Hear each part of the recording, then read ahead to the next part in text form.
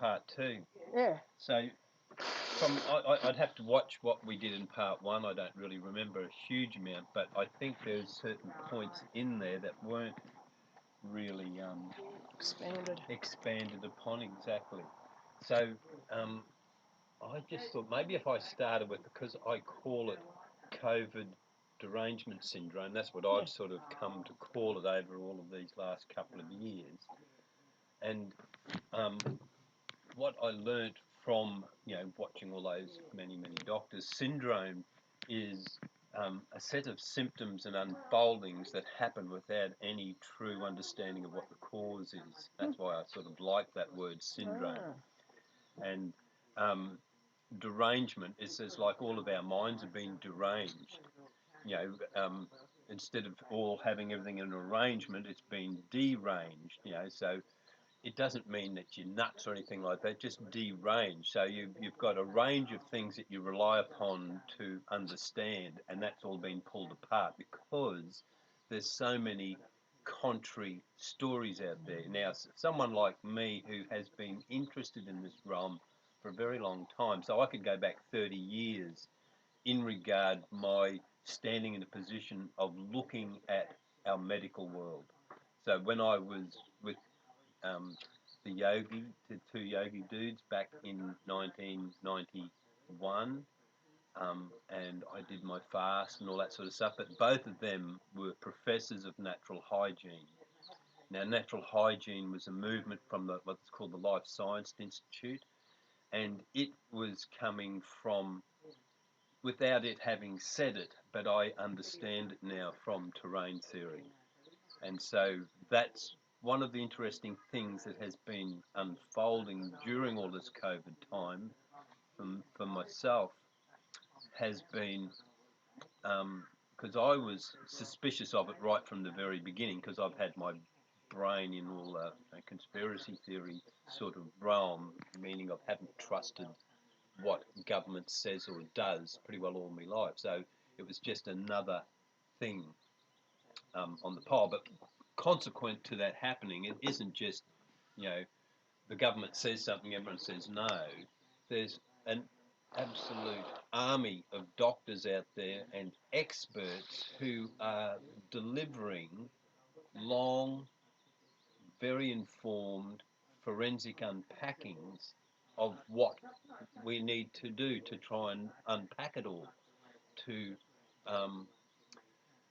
So, when we first learnt that the vaccines were going to be mRNA, so messenger RNA, so we were sort of then, so well, what does that actually mean? How does that actually work? So there's plenty of experts explaining through forensically unpacking what we're looking at, so, biologists and virologists and all of those different dudes between, Sherry Tenpenny and Andrew Kaufman and the man who invented it, Robert Malone, and what's it, the other guy, Peter McCulloch, and there was another guy early in the piece, Dr. Shiva, what's his name, the biology of belief, Bruce Lipton. So there's been some pretty highly intelligent beings sharing their forensic unpacking, and so Sherry Tenpenny, I've listened to in podcast, for over a decade, and so she's been on the vaccine unpacking. She hasn't said become an anti-vaxxer. She just says know what you're doing. Be informed. Yeah. And Bruce Lipton, we were listening to him back in 2009, 2010, in understanding, that a deeper, more profound understanding of what's happening in our cells and how they work.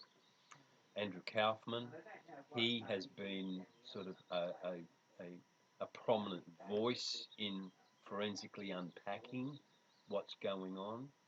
One of the interesting things that sort of has come out of it, like say the last couple of years, has sort of been a leveraged journey into looking deeper into that part of us, so that part of our biology, it's only because of this some of us have been leveraged into looking deeper into it and understanding it more clearly. And the more clearly I've come to understand it, founded on that which I was learning from the natural hygienist when I did my fast 30 years ago, and then my ongoing, like we went to MMS in 2009, and so we've had all the Jim Humble stuff, all the Miracle Mineral Solution stuff. We've sniffed into, Dr. Beck Zappa. We've sniffed into colloidal silver. We've sniffed into hydrogen. I was doing hydrogen peroxide as a cleanse back in 93. 92, 93. And stem cells. Remember Eddie got into stem cells? Yeah. So it's not that we've just all of a sudden go, oh, they're saying that, we're going. It's been over 30 years of your own personal understanding and maintenance of your own vehicle so that you can drive it as far as you can before you drop it off, So it's not being a anti-vaxxer just for the sake of being an anti-vaxxer. There's quite a lot of information and understanding has been absorbed and understood and worked with for me over this last 30 years, And so in this most recent time, and Dr. Robert O. Young, that's another profound body of work, his work called The pH Miracle in his book. So you understand Del Bigtree, he also brought some great points to the table. So we are at a point of looking at where we are looking at how we work and operate as a being, and then saying, oh, it's all founded on germ theory, or is it founded on terrain theory? Because where you're standing in a particular theory changes your perspective of what's going on and how to address it. And so Del Bigtree made that lovely point. He had his desk, and then he got a 10-kilo bag of rice, and he opened it up and he tipped all the rice out all over the bench and put it all there. He says, there's all the germs you travel through every day. In your environment, there's all sorts of squillions of different ones. And then he picked up one and covered him with a Nico pen and put it back down in the pile. He says, well, that one's COVID. So it's all this effort to deal with, but like we've got germs everywhere, so that little was a nice insight. It really reinforced that. So your immune system and your health and your vitality and your strength and your attitude, all of that is your dealing with the whole of the unfolding of reality, and all of it is full of bacterias, whatever else we want to call germ. Germs are little microorganismy things that come to affect us. And so from that terrain theory perspective, it's sort of, I could relate it to being in the garden. If there's a bit of a plant that's not very well, it becomes a magnet for all the bugs.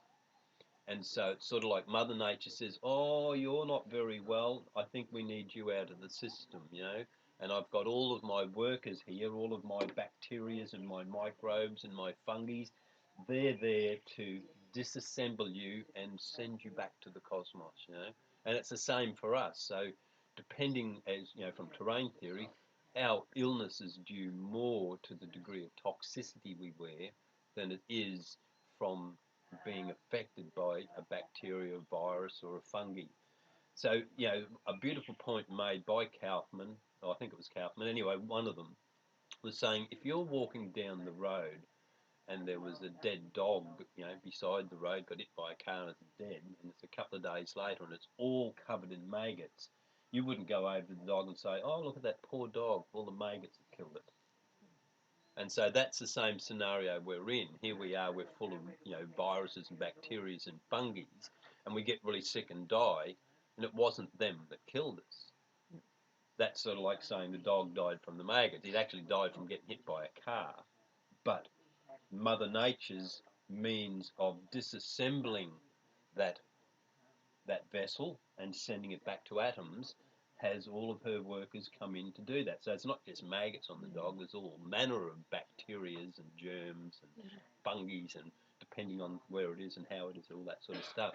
And it's the same for us. So even while we're alive, we will be, depending on the resilience and the vitality of our immune system and the degree to which we're toxic, we will journey into that, you know, ocean of germs, and we will either rebound them all off us, or they will come in. You know, so one of the points they're making is that, so yes, we do get sick, and so is the sickness caused by the virus, or is the sickness caused by our meeting a need to cleanse? So we have acquired a degree of toxicity in our system, and we are needing to have a clean out. And so a clean out is like when you're washing the dishes, what do you use? Hot, soapy water. So when you get a temperature, there's the hot, snot and phlegm, there's the soap. So I need to be cleaned out, and so all of a sudden the intelligence of my system goes, okay, it's time, and so you lose all your energy from your motor, and it all comes back to your core, and you go into a cleanse, you go into an elimination crisis, and the elimination crisis is getting all of that sludge and drudge out of your system. So the sludge and the drudge isn't the snot and the phlegm, that's just the soap that your body creates to work with the heat to get it all out of you, you know. So it brings me to when I did do my fast, that's one of the things that they pointed out very, very clearly, that your body's own intelligence assesses what's going on. So you, in the mechanics of fasting, as I understand them from being learnt from those guys, you sensibly fast to completion should you have the time to do so. Now, fasting to completion means that the body has reached a degree of cleanse in direct proportion to the amount of energy it has available to do so. And so for me, I fasted 21 days on water, and I didn't reach completion. So I just stopped because I didn't want to go any further. But to reach completion, what happens in the mechanics of the body, if those yogis were saying, yeah, we'll keep you here till completion, you would, your tongue gets all covered in white stuff, so you're sort of scrubbing your tongue every day as you're eliminating through your tongue, your sweat smells, and completion is when your tongue goes pink. All of a sudden your body says, I'm not eliminating anymore, we're done. And your sweat starts smelling sweet, and then the hunger is felt in the throat. They said that traditionally the hunger that we associate with felt in our stomach is actually going into elimination. So that our body is saying, oh, it's time to eliminate this, and you're going, oh, I feel hungry. I'll turn that elimination off so I don't have to feel that feeling. So as an example of your body's own, you would meet your body's own intelligence in there. So they would say, okay, now if you ignored that clear sign of completion, then you've left fasting and you've entered starvation. Starvation, then you are depleting and eating yourself away. You're damaging yourself past that point. So just as an example of your body's own intelligence. And so your body has an intelligence, and it will, and the way Kaufman and those guys are from that terrain theory, they're surmising because we're electromagnetic beings, we're communicating, you know, at frequencies that we don't even really appreciate. And so that quandary or that conundrum in regards to the virus, particularly in its early times, they would say, okay, these people have got the flu, and then, but those dudes in the next village have got it too, but no one's been over there. And that was a bit of a mystery, like, how did it get over there? What's going on? And that's why it was called the flu. It was called cosmic influence. And so flu is short for influence, cosmic influence. So there's some sort of cosmic influence in those early days. So if you read the, what was that book called? It was about the electromagnetic spectrum, the something rainbow. I'll have to go and sniff it out. Anyway, that book talked quite into that in the electromagnetics. And so influenza, just because it was the Spanish flu, so influenza is the Spanish word for influence, And so we have this influence come on us when we activate a flu. And so from Kaufman's perspective, it's sort of like, oh, I've reached a degree of toxicity. I need to clean out. And that message goes out to all those in my neighbourhood of existence. So all of the other beings in my family or tribe are picking up on that vibration as well. And it, from their perspective, it could be just like a message, okay, we all need to clean out together. And so everyone's not necessarily catching it as from the idea of germ theory and a germ going from me to you. It is coming in sync with a need to do a collective clean. So you can sort of imagine that in our body as well. So if we're going into a cleanse, all the cells in the body are participating in that. And so then we as individuated cells in our tribes and communities do the same thing. So all the cells of the organism are having a clean out. And so hitting a refresh button, coming back to... So you're getting back to the COVID. So we're being delivered a concept from the medical industrial concept that these germs exist and they are the cause of what we're experiencing. And their narrative has it that the means by which that we need to address that is getting injected with mRNA for some reason, so that we need to... That's another interesting point that came up talking there the other night. So there was that understanding that DNA is in our cell in the middle, in the nucleus, and then mRNA sort of surrounds that. And so then you've got the brain of the cell, which is the membrane. The membrane's interacting with the environment. All the information that's coming from the environment then is causative to the mRNA, which is sort of like the feminine part. You've got the masculine part from what I'm understanding the cells. So the DNA is sort of like the yang, and the mRNA is the messenger from the mother. And then all of that is determined by what the conditions are suggesting need to be, put on. Like it's sort of like the conditions out there are raining, and it's saying, put on a raincoat, and then the mRNA says, oh, we need a raincoat, and the DNA says, oh, crikey, okay, make, here's a raincoat. That's how, from Bruce Lipton, that's what's sort of going on. The thing that came out from looking at that, so if we're sort of saying, okay, if the messenger RNA is sort of like comes from the mum, comes from the yin, it's sort of like the ultimate patriarchal arrogance to put a synthetic message in there. It's sort of going in there and it's created this, oh, mum said to do that. And that's what the mRNA is. It's sort of like, you can sort of think it saying, it's mum said. And mum said to do that. And so then the cells, then the RNAs, oh, okay then, rightio, no worries. And I'll make all these spike proteins. That's what mum said. Mum said make the spike proteins. But it wasn't mum at all. It wasn't Mother Nature. Right. There's all those dudes in their laboratories in their white shirts. They're the ones that have gone in and synthetically adjusted the mRNA and then put it in there so that you're genetically modified. So there's a certain, when you sort of get far enough back and say, okay, whereabouts in Mother Nature and our, if we're a human species, let's just go and say, oh, well, been here for 1 million years.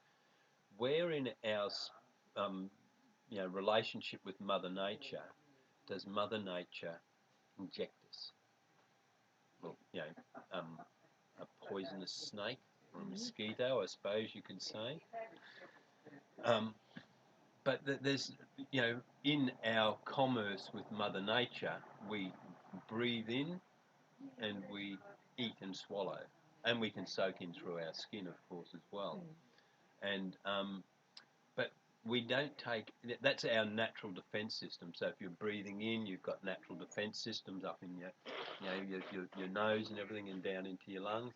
And then in our stomach, we've got all those enzymes. So we protect ourselves with those natural defence systems. So to put something directly in the bloodstream goes beyond all those natural defence systems.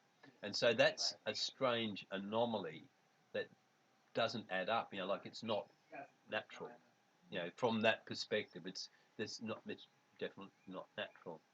As you go back, and so I haven't read everything, but I've certainly over the last couple of years read lots of. There's been a lot of old work coming back to the surface, particularly investigations into vaccination from the 40s and 50s and 60s and 70s. So there's a lot of those censored alternate contrary views that have been existent always. It's just become more prominent now.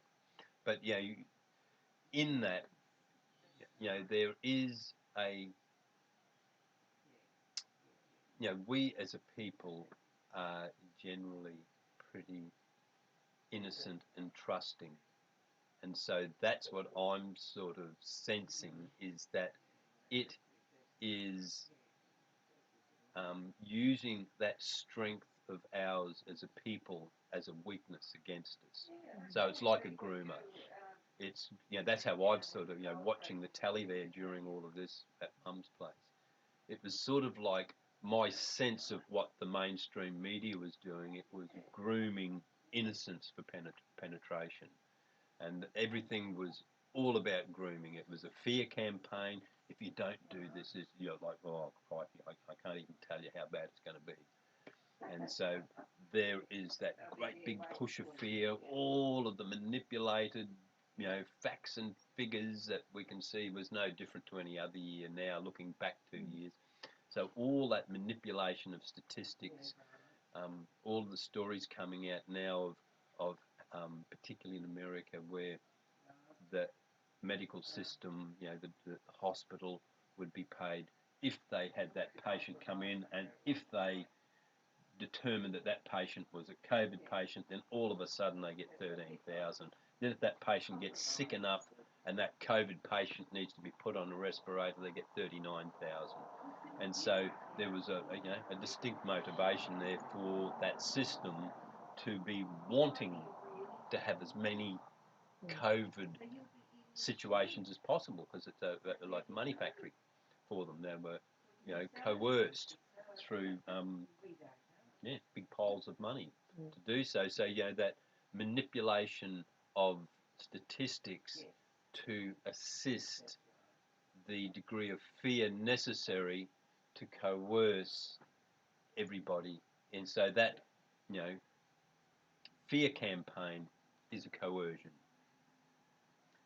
The bribery is a coercion.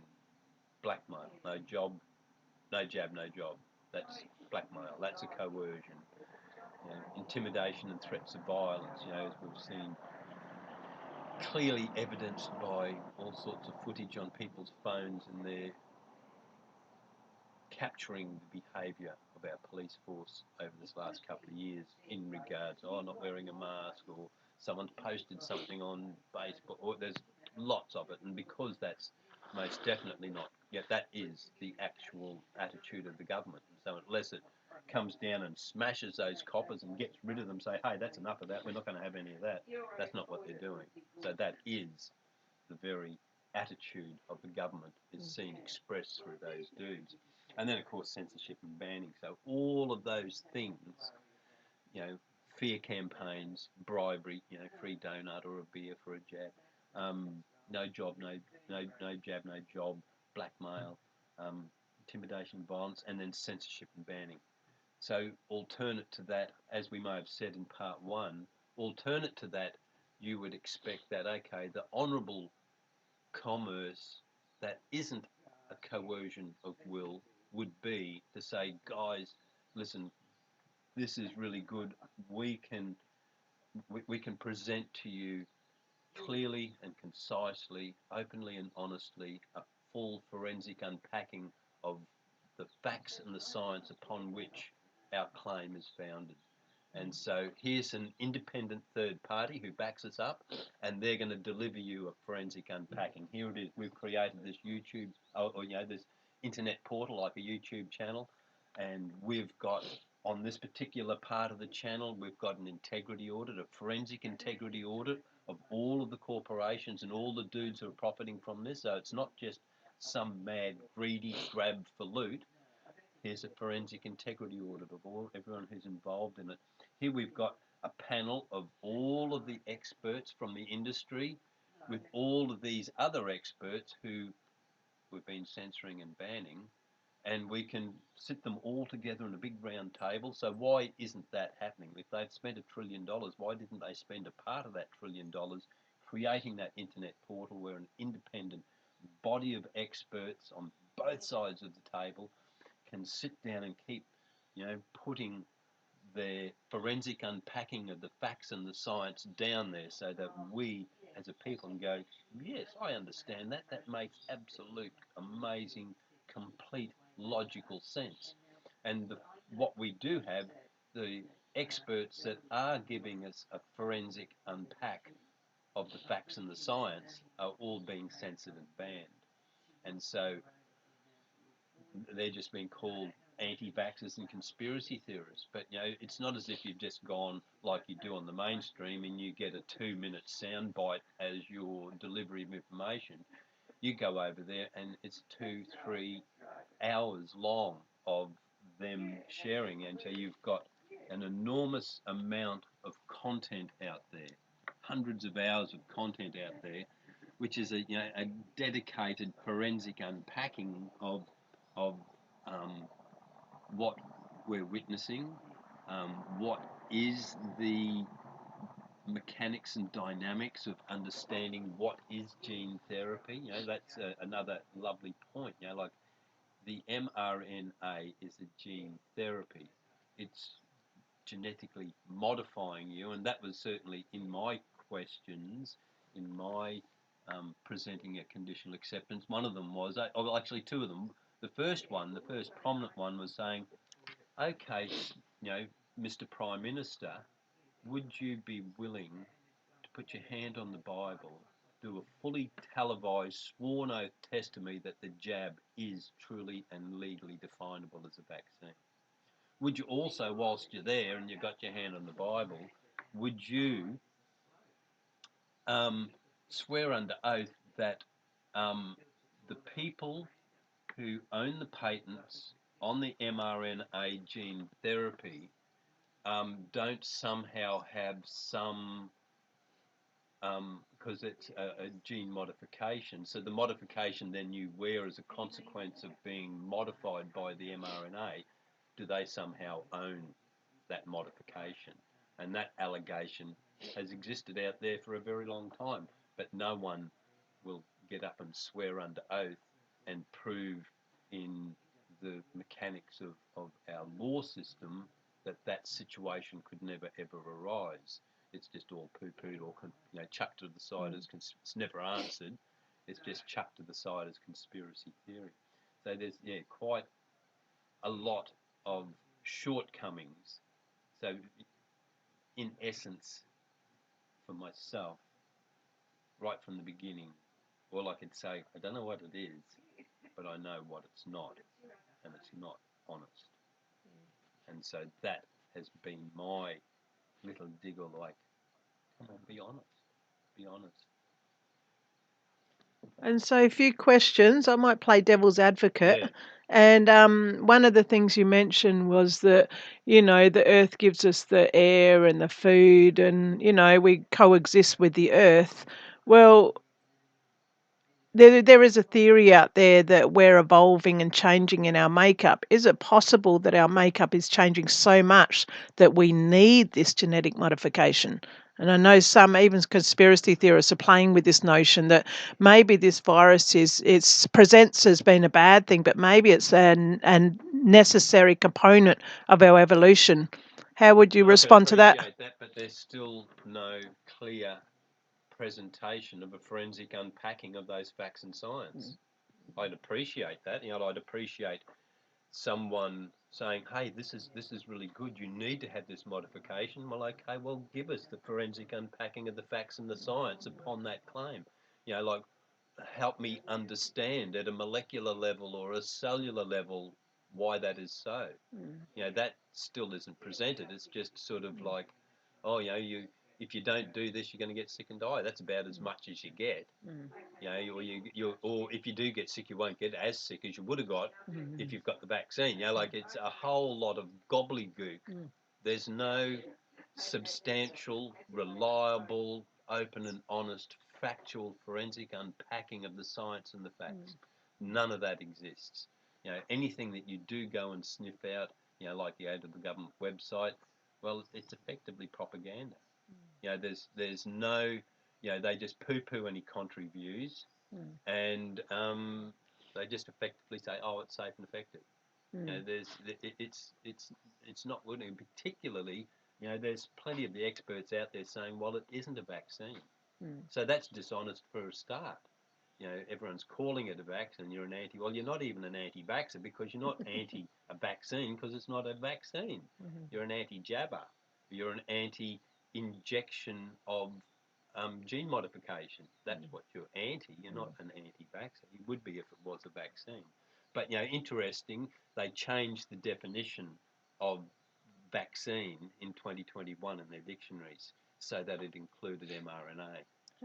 So, after they'd started doing all this, and they thought, oh, crikey, we better change the definition of vaccine. So, go back to early dictionaries, and compare them to what they've now. It just shows you that the corruption is so utter, so thorough, so at the highest levels, everything, that all, we've been, as conspiracy theorists, who've been following, that standing back and looking at the behaviour of government and the systems associated with government for 30 years.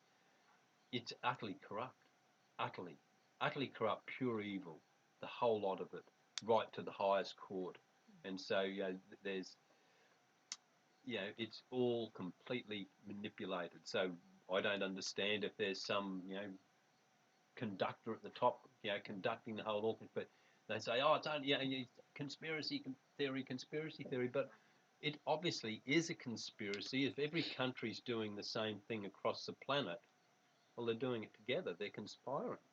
That's no theory about it. Like, you would meet the same rules, regulations, and stipulations in most countries that you would go into, and so they're collaborating with each other to behave in the same way.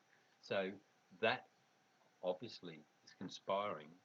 Conspire is breathing together, and so they are sharing the same information, and they're performing the same behaviour.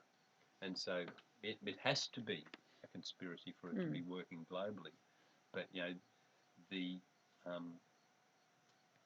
what was it? The other part, I suppose, is the concerted effort to censor and ban and prevent us from getting, particularly with adverse events, the degree to which they don't want us to know those numbers is pretty obvious. Yesterday when we were talking, you were mentioning that, like with China, there's 3 different Chinas, and a lot of people tend to say, oh, well, China's bad and Russia's bad or good or whatever, but you were saying that when you look at the layers of the control mechanism, there's layers that we're not aware of. Could you go further into that? Well, battery's running low. I'll plug it in. Yeah. Well, Luke made that point about 3 Chinas, but it's a pretty obvious point in regards. It's sort of like if you were in another country and you were talking about Australia, and then you just said, "Oh, Australia, oh yeah, that's the Labor Party."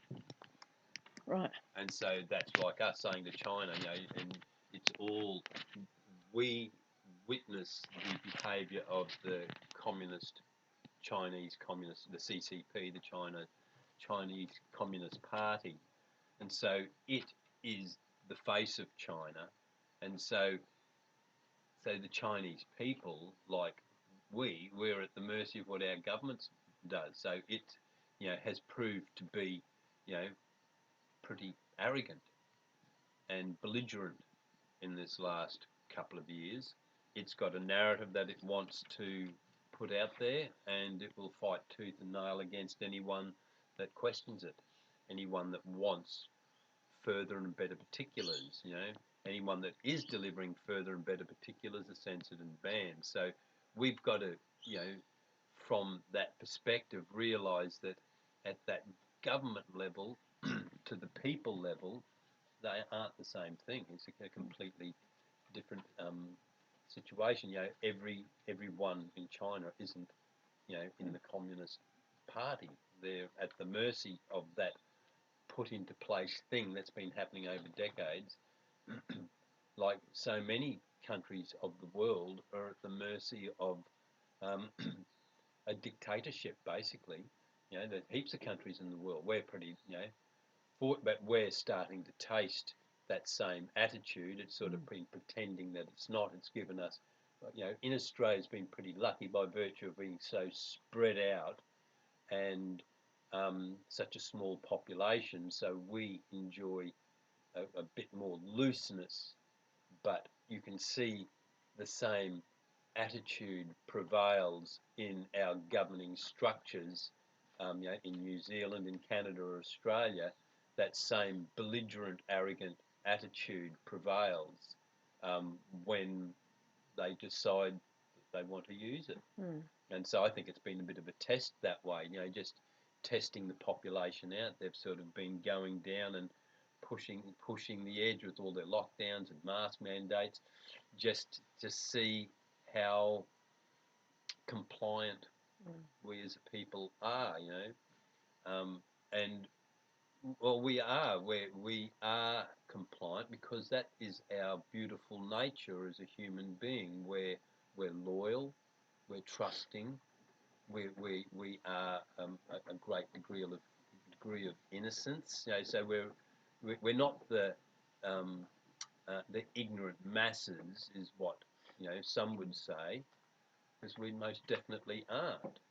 We're sort of like a collective innocent child, and we are journeying through our evolution. And then you could sort of think of it like that movie Lord of the Flies, where those boys get shipwrecked on an island, and then you've got all the gentle boys, and then you've got the wild boys, and then they just end up lording it over them, and then becoming nasty and cruel in their, they sort of get off on the power trip, their egos go nuts.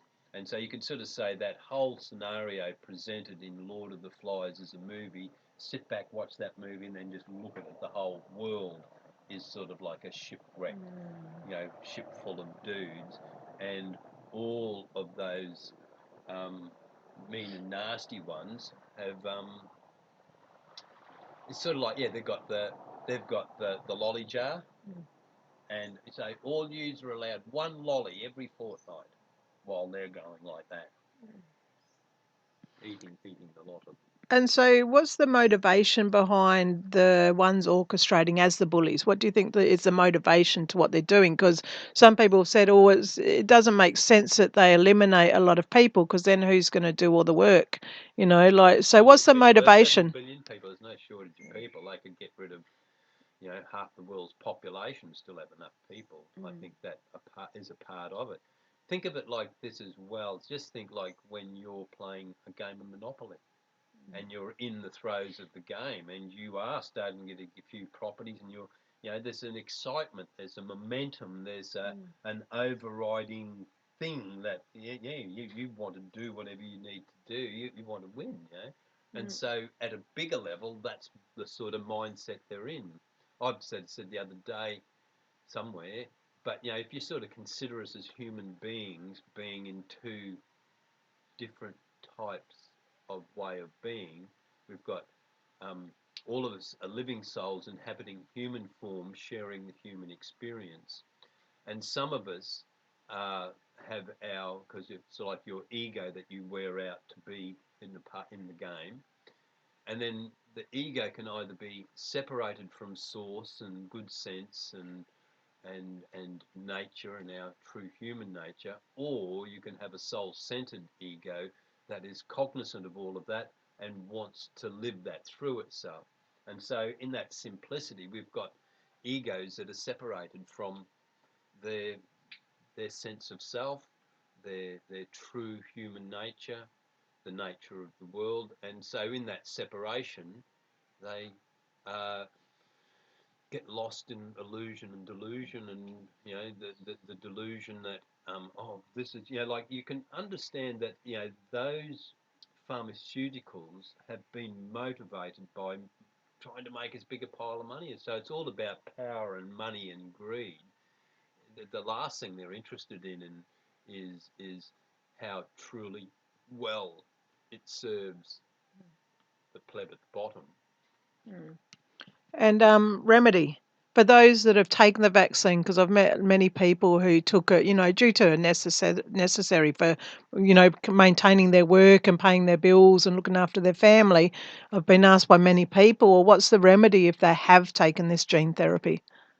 Remedies I am aware of, which, first of all, your remedy comes from your attitude to know as clearly as possible the mechanics of what you're participating in. So you're directly, consciously involved in seeing that as something that needs to be addressed. And then you reach out into, there's, like, what was it, dandelion, pine, tea. There was quite a range of things suggested by a few of them, like Sherry Tenpenny had a few different remedies. Um, the hydroxychloroquine, or you would go on a cleanse. And so what I've figured along the way, if I was in that situation, I would follow Robert O. Young's work. And so I would endeavour to become as alkaline as possible. And so in that being as alkaline as possible is assisting the body in doing what it needs to do. And so he has gone beyond vegan into alkalarian, so becoming that your diet is fully alkaline. So you'd be drinking alkaline water, and you would be eating alkalizing foods. You would be feeding on huge amounts of greens, getting that chlorophyll in, as well as in that greenery, you would be investigating which herbs are needed to be included in your intake to assist what you're doing. But it would become a personal journey. You don't just say, "Oh, I've had a vax, I'll go down the chemist. Can you give me an anti-vax, you know, packet of pills, and you go, okay, I can just say." It's a much more, I think you're called to be more consciously involved in what's going on, sort of. And like Bruce Lipton, with the ability to genetically change our cells through the mind, would come into That's it, I right. And imagine. so, of course, your attitude is, all that side, all that spiritual side, you would just say, oh, that was a bit of silly doing that. Okay, I can sort it out. And so you wear an attitude, oh, yeah, it's only just a bloody mRNA. Okay, I'll just go alkaline. That'll be easy. And then, oh, I'll just eat dandelion and pine leaf teeth and, whatever other herbs. I'll eat gotta cola every day, and I'll blast it out of the water. And so I think with that attitude and with that participation, that you would be able to, the magic of our beingness would have it. We can override anything with the right dedication of focus and effort, which has been proven a squillion times by, you know, all the people that have had cancer and gone all alternate therapies of, a whole range of different alternate therapies, but that being had that cancer, did that alternate track, and then come back, and here they're back at work again after the system had says, oh no, we're giving you a few months to live, and then you're out of here. There's nothing more we can do for you. And then they've gone down an alternate track, and they're alive years later. There's a squillion of those stories out there. A lot of those stories out there are essentially, when you is addressing, you know, your full, clear focus and attention addressing the issue, um, getting things that symbolise your getting rid of it. So whatever alternate theory you've chosen has been your weapon to go in and solve the problem. So it is just a tool that your spirit has used to solve that problem. You can sort of look at it that way. It was, you know, you could have gone over to the rack instead of you know, a big double-headed battle axe. You could have chose a sword, or you could have chose a tomahawk, or you could have chose a rifle. Yeah, there's a whole range of alternate therapies out there, but because we're all so amazingly different and unique, there will be horses for courses, and different alternate paths will suit some dudes more than others.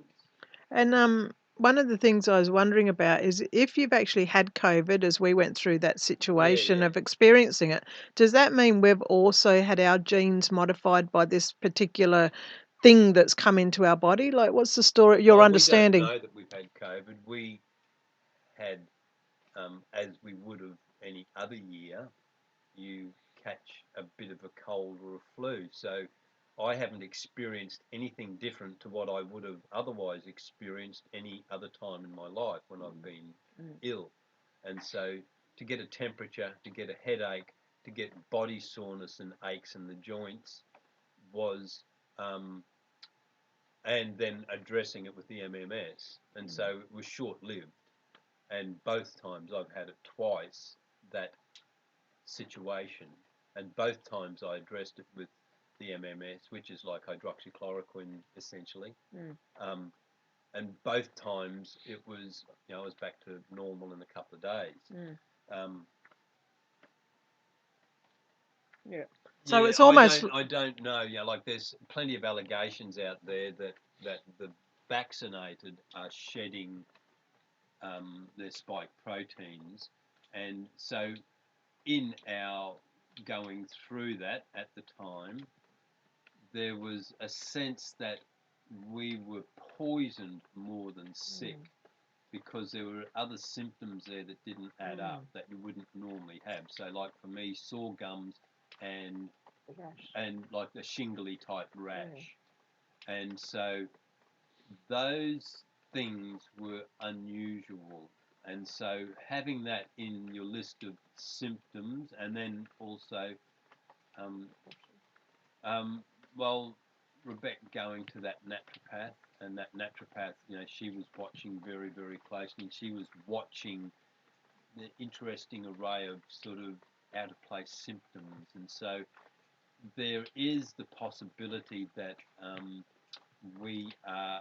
It's a poison. It's like we've been poisoned rather than caught something, and that was my sense of it. I can't prove one way or the other, but my sense of it in my own analysis of what I was journeying through, and I felt that I had a poison response, that I'd been poisoned by something, that something needed to be got rid of out of my system, and that my system, so that at the time, you know, so headache, body aches, enormously good temperature, and lethargy just meant that regardless of anything I was thinking, I needed to just lay down and just let my body deal with what was going on. And then, of course, choosing the MMS is just, as you know, Jim Humble will say, all you're doing is assisting your pH. It's a pH corrector. So he would say, in the situation of because we've got a population of microorganisms in our vessel that is larger than the amount of cells that we are. And so effectively, our health is the harmony of the communities of our microbes. Now, in those communities of microbes, there are some communities that are aerobic and some are anaerobic. Some like to have no oxygen and some like to have oxygen. Now, the ones that are more anaerobic, from what I understand, tend to prefer an acid environment. So as those populations grow, you become more acidic. The more acidic you become, the more you attract more and more of those populations. They say, oh yeah, we can live there, let's go there. And so the MMS, the sodium chloride with the hydrochloric acid, it comes in and it's an oxidizer. So in Jim Humble's beautiful way of explaining, he says, oh, what is an oxidizer? Well, it's an unstable element. You know, so you've mixed the sodium chloride with the hydrochloric acid. Hydrochloric, not citric. Either. Oh, okay. Either. Yeah, I didn't know. And when they combine, they turn into chlorine dioxide. Now, chlorine dioxide is like hydrogen peroxide. Hydrogen peroxide, you know, we'd use in our open wounds and make it all froth up and kill all the baddies in there. But hydrogen peroxide as an oxidizer is a bit more potent. And so its shortcoming is its strength. So meaning that when it goes on its oxidizing journey, it can oxidize healthy cells as well. Whereas a chlorine dioxide is a bit weak. And that's why Jim Humble called it a miracle. He says it's going in and it's oxidizing, but it can only oxidize anaerobic. So it's only going to viruses, bacteria, fungi, things like that. And so how it does it, it's an unstable element, chlorine dioxide. And so how it oxidizes, it goes and steals electrons. And so in its stealing of electrons off those anaerobics, it blows them up because they're no longer got electrical charge.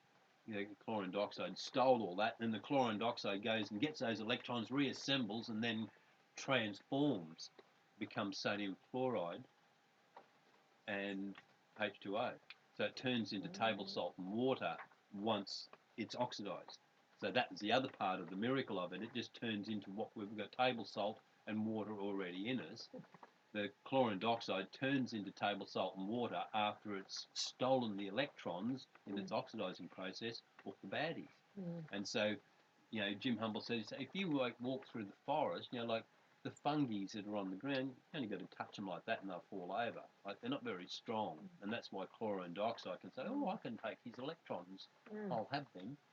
So in that whole chemical process of transformation, things do that. They get electrons, and then all of a sudden they've got more electrons, and then they change. They become something else. And I know from my experience of having MMS, I actually feel really good on it. I feel more oxygenated. I feel like I have more energy when I'm on it, which is an interesting side effect of. Well, that is the pH correction. See, Right. so in our, if you know, in Robert O. Young's book, you know, so he takes that whole pH miracle so that we can look down and forensically unpack it all and understand why that is so. Whereas Jim Humble he's just said, oh, well, it just corrects your pH. You know, it allows those communities. So it allows because we want to be more alkaline. And so to bring the alkaline and the acid into the balance.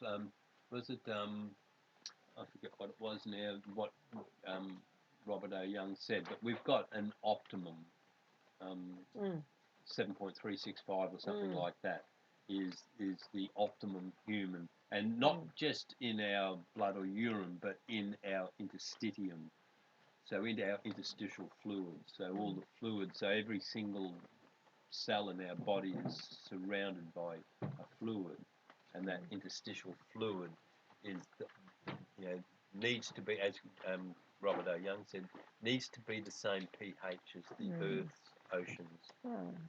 Nice. And final words, Pete.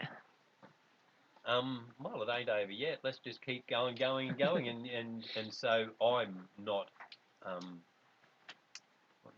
not feeling burdened by it. I'm feeling enlightened by the process. I've been, conspiracy theorist, I suppose, and so it has been a beautiful chapter of my 30 years of pondering in, sitting on the sidelines and watching what's going on, watching the behaviour of government, watching the behaviour of all different realms of our collective, comedy, and it has been very, very revealing. And so thanks to, being a bit of an astrology head, it has been so useful in learning astrology more, watching what astrology says. Oh, Capricorn. I mean, Pluto's going through Capricorn. Just watch what happens to the systems. Watch what happens to your governments. Watch what happens to the corporations. And Pam Gregory said, "Oh, it's all gone stationary retrograde. That means things are going to be revealed. All sorts of things, like so." Revelation comes when someone's working dishonestly. Eventually, that dishonesty comes to the surface. And as much effort as is put into being dishonest, the truth always eventually shines through. And so, I feel that it's a Game of Thrones. It's a big soap opera. It's like watching Netflix. The whole thing is like watching Netflix. Don't get overly emotionally attached to it, but don't still be as excited about the next episode as you would be if you were watching Game of Thrones. You can still be excited about the episode. You can still have certain characters that you're for or against. All that is a part of it. So treat it like that. Enjoy the show, plenty of popcorn, and at the same time, you're informing yourself. So that's the other thing, I suppose. If it is that you are met, so for myself, if I'm met by the system and it's standing and saying, right, you need to be vaccinated, well, I feel armed with enough coherent, sensible, humble questions that I'm able to have it neutralised, because it can't carry on honestly if it can't answer particular humble questions. And so it's a matter of crafting. It's not being belligerent and saying, "Oh, I'm doing it." I should ask questions. And so if it's honourable, it will give you an open, honest answer to your question. So it's our ability to craft good questions, I think, is a good defence, and to remain, like say, with unconditional respect and love in your heart with that which you're dealing with. And so then, if you're expressing that way, well, then it's expected it must express the other way. There's a guy I met down in Ballarat when we were down there years ago, Clancy, and he was a street worker. And he said, whenever he meets a policeman, he goes, "Mate, I've got something for you. And when I give it to you, I want you to give some of it to me back." What would that be, Clancy? Unconditional respect. Let's finish on that. Thanks, Pete. And we're going to follow this podcast up with a podcast from the chicks here, from the feminine consciousness, on an update of where we're up to. So stay tuned for that. That was a good blast.